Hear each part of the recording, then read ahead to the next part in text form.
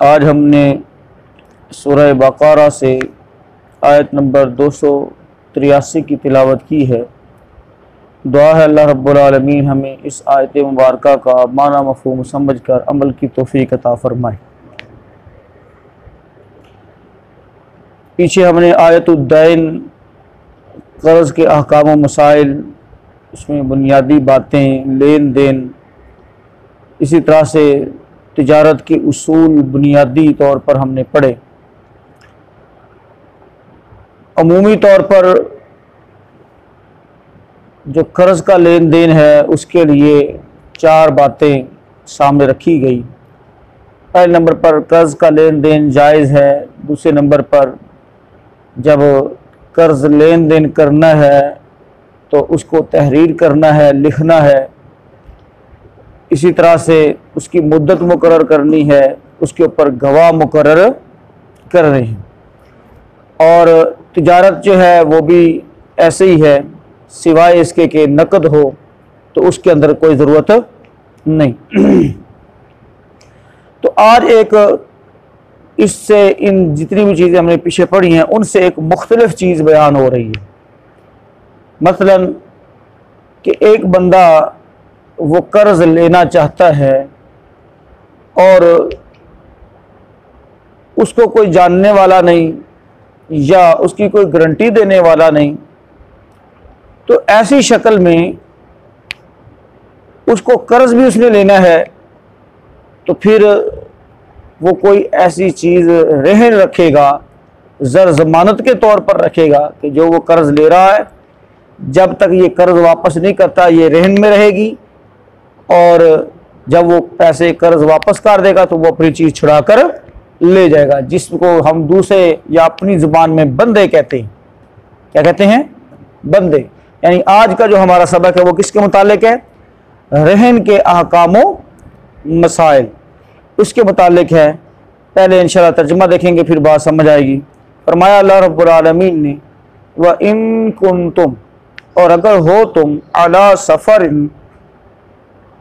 किसी सफ़र पर, वलम तजीदू, और ना पाओ तुम, कातिबन, कोई लिखने वाला, फरिहानुम मक़बूदा, तो गिरवी लाजिम है जो कब्ज़े में ले ली गई हो, कब्ज़े में ले ली गई, यानी सफ़र के दौरान है, गवाह नहीं है या इसी तरह से लिखने वाला नहीं है, तो उसमें फरिहानुन, पस रहन होगी, गिरवी चीज़ रखना होगा, मक़बूदा, वो जो कब्ज़े में ले ली गई हो।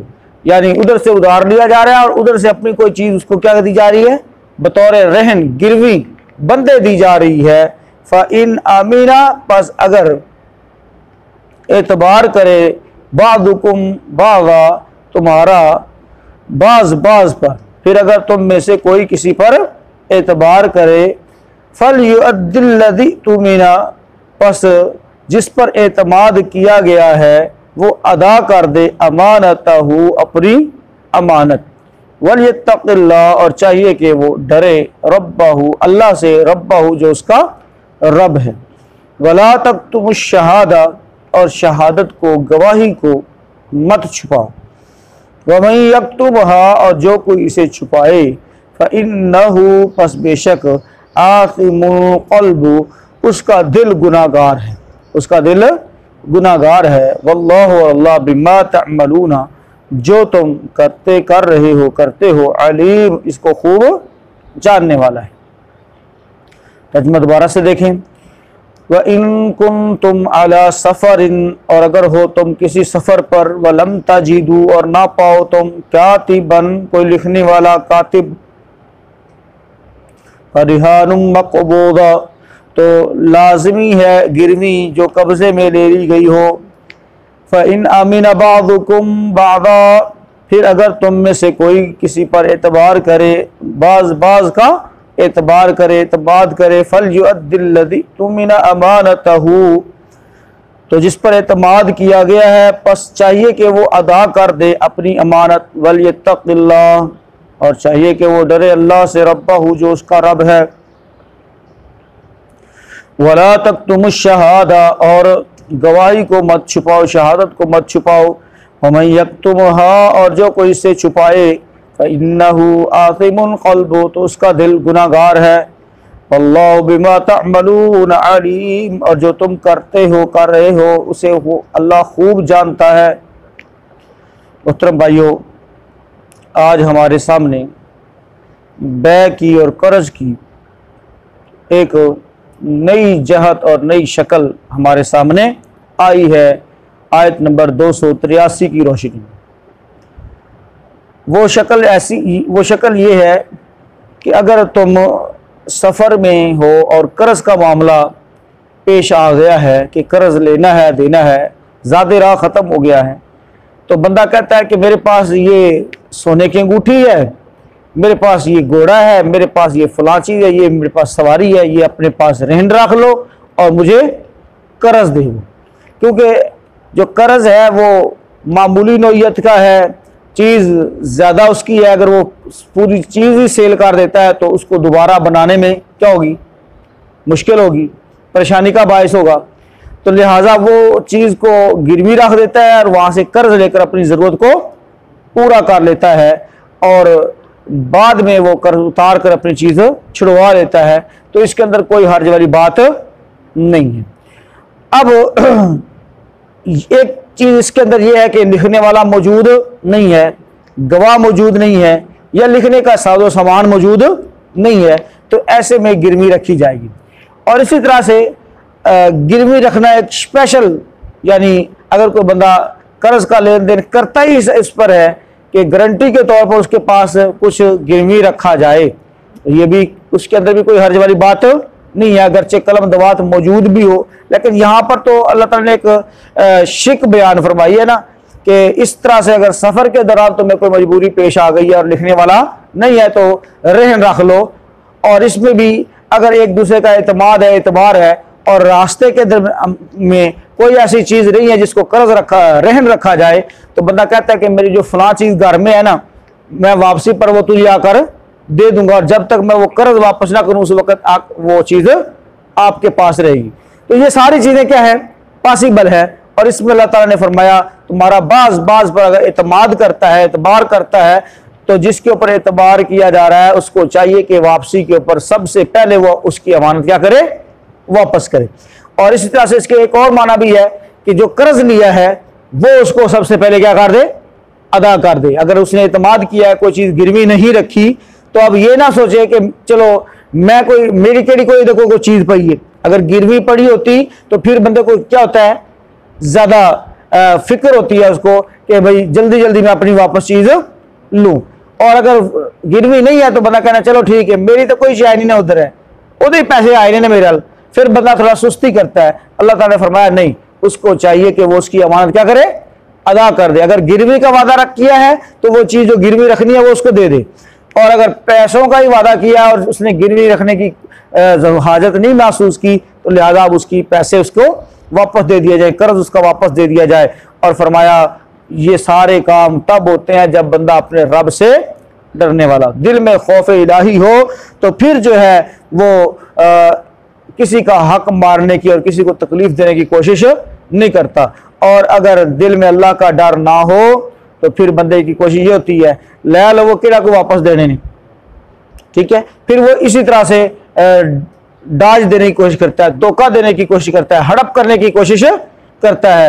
तो भाइयों हालांकि हड़प कर भी लेगा तो तब भी वो उसको मुआफ नहीं है, वो फौत भी हो जाए तब भी उसको मुआफ नहीं है। कर्ज है उसने उसको देना ही देना है, हर शक्ल में उसको देना ही देना है, वरना उसकी आखिरत मुश्किल हो जाएगी। तो भाइयों जो कर्ज का मामला है वो सफ़र में हो, हज़र में हो, गिरवी रखी जा सकती है। जैसा कि अल्लाह के रसूल सल्लल्लाहु अलैहि वसल्लम मदीना में मौजूद थे और आप सल्लल्लाहु अलैहि वसल्लम की जो ज़िरा थी वो एक यहूदी के पास रहन रख के अल्लाह के रसूल सल्लल्लाहु अलैहि वसल्लम ने गंदम गल्ला लेकर अपने अहले खाना को दिया हुआ था। तो इस तरह से सफ़र हज़र दोनों शक्लों के अंदर ये गिरवी रखना जायज़ है, इसके अंदर कोई हर्ज वाली बात नहीं है। हाँ, अलबत्ता एक कर्ज के अहकाम व मसाइल के अंदर एक बात ये हमें हमेशा सामने रखनी चाहिए, अगर रहन में रखी हुई कोई चीज़ ऐसी है जो जिसके ऊपर खर्च होता है, इन्वेस्ट होती है भाई, जैसे जानवर है, आखिर उसको क्या करना है, खिलाना पिलाना है, तो उसको खिलाने पिलाने के इवज उससे बंदा काम ले सकता है। मसलन उससे बंदा मजदूरी कर सकता है, सवारी के तौर पर इस्तेमाल कर सकता है, उसका दूध इस्तेमाल कर सकता है। ये किसके एवज में होगा? जो उसको खिला पिला रहा है। और अगर कोई ऐसी चीज है जो बस रख देनी है, तो उससे किसी किस्म का कोई फायदा उठाने की जरूरत नहीं है। इसी तरह से दुकान रेंट रखी हुई है, मकान रेंट रखा हुआ है, तो भाइयों अब इसके ऊपर कोई खर्चा उसका नहीं है, तो अब इसमें क्या करेगा वो? अगर वो सिर्फ अपने पास मकान रखा हुआ है, अगर खुद उसके अंदर रह रहा है, तो उसका किराया उस कर्ज में से कटौती करेगा।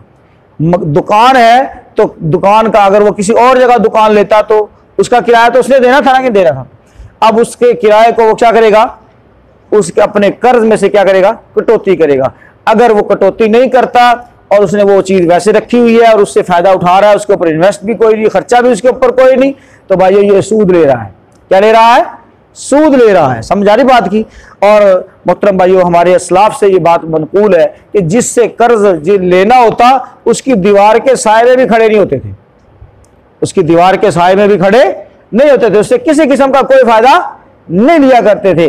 तो जिससे कर्ज लेना हो उससे किसी किस्म का फायदा लेना वो सूद ही समझते थे। तो इस लिहाज से गिरवी रखी हुई चीज से फायदा उठाना, इससे उसके बिना पर कि चलो अजय मजबूर है ये चीज मैं इस्तेमाल कर ला, मेरा किराए तो ही जनाब जना बचा रवांगा, तो भाइयों ये सारा सीधा सीधा क्या होगा? ये फायदा उठाना होगा, सूद होगा। तो इन चीजों से भी बचना है। गिरवी के अहकाम व वसाइल अल्लाह रब्बुल आलमीन ने वाज़ेह तौर पर बयान फरमाए हैं। तो इसी तरह से अल्लाह ताला ने फरमाया कि शहादत को नहीं छुपाना, गवाही को नहीं छुपाना, क्योंकि ये एक माशरती नासूर बन जाएगा। अगर शहादत हक बात कहने वाला ही कोई नहीं रहेगा तो माशरती नासूर है, अखलाकी गिरावट है। ये इंतहाई गिरी हुई बात है कि जनाब कोई बंदा शहादत को छुपा दे। छुपाता कब है? जब उसको ब्लैकमेल किया जाए, जब उसको थ्रेट दी जाए, तभी वो छुपाता है ना। तो अल्लाह ताला ने इससे पहले फरमा दिया कि ना तो सताया जाए कातिबों को और ना ही सताया जाए गवाहों को। लिहाजा ऐसे लोगों को भी चाहिए कि वो निडर होकर अपना मामला अल्लाह पर छोड़े और किसी से ब्लैकमेल ना हो, किसी के सामने झुके ना, किसी के सामने बिके ना, बल्कि गवाही को हमेशा असल उसूलों और बुनियादों के ऊपर दें। गवाही को नहीं छुपाना चाहिए। आगे अल्लाह रब्बुल आलमीन फरमाया जो भी ऐसा करेगा फइन्नहु आसिमुन क़ल्बु, उसका दिल क्या होगा? गुनाहगार होगा। सबसे बुरी बात, सबसे बड़ा गुनाह छुपाना है शहादत को, गवाही को। कबीरा गुनाह में अल्लाह के रसूल साहब ने इसको जो है वाज़े किया है कि ये कबीरा गुनाह है, ऐसा कि सही बुखारी शरीफ के अंदर है। अल्लाह के रसूल सल्लल्लाहु अलैहि वसल्लम ने फरमाया अकबरुल कबाइर अल इशराकु बिल्लाह व क़त्लुन नफ्सी व उक़ूक़ुल वालिदैन व क़ौलुज़ ज़ूरी औ क़ाल शहादतुज़ ज़ूर। कबीरा गुनाहों में से सबसे बड़े गुनाह अल्लाह के साथ शिरक करना है, औलाद को कत्ल करना है, किसी शख्स को नाहक कत्ल करना है, वालिदैन की नाफरमानी करना है, और फिर फरमाया झूठी बात करना या झूठी गवाही देना, झूठी गवाही देना। और गवाही छुपाना भी इसी जुमरे के अंदर आता है। गवाही देना भी झूठी और गवाही छुपाना भी, क्योंकि उसने हक बात को क्या कर दिया? छुपा लिया। ठीक है, गवाही छुपाना भी अकबरुल कबाइर में से ही है। तो लिहाजा इस बात का अंदाजा कर लेना चाहिए कि जिसको अल्लाह ताला ने बड़ा गुनाह, दिल गुनाहगार होगा, तो वो कितना बड़ा गुनाह होगा, कितना संगीन गुनाह होगा जो बंदा ऐसा काम करेगा। और फिर हमारा तुम छुपा भी लोगे तो अल्लाह से तो कोई चीज़ छुपाई नहीं जा सकती। अल्लाह ताला सब कुछ जानने वाला है। लिहाजा अल्लाह ताला से डरो, जहाँ कहीं भी तुम हो हक बात पर डट जाओ, नुकसान को ना देखो और इसी तरह से लोगों की मुखालफत को ना देखो। अल्लाह ताला तुम्हारा हामी और नासिर होगा। लिहाजा अल्लाह की खातिर हक बात को वाज़े कर दो। तो मुहतरम भाइयों, ये हमारा जो है आज का जो कह लें कि जो सबक था, ये तिजारत और लेन देन के मसाइल पर आखिरी बात है। इसके आगे हमारा सूरह बकरा का आखिरी हिस्सा, जिसे इख्तितामी हिस्सा कहा जाता है, वो शुरू होने वाला है। अल्लाह से दुआ करते हैं बात को समझने की, अमल की तौफीक अता फरमाए। देख लीजिए जो बात समझ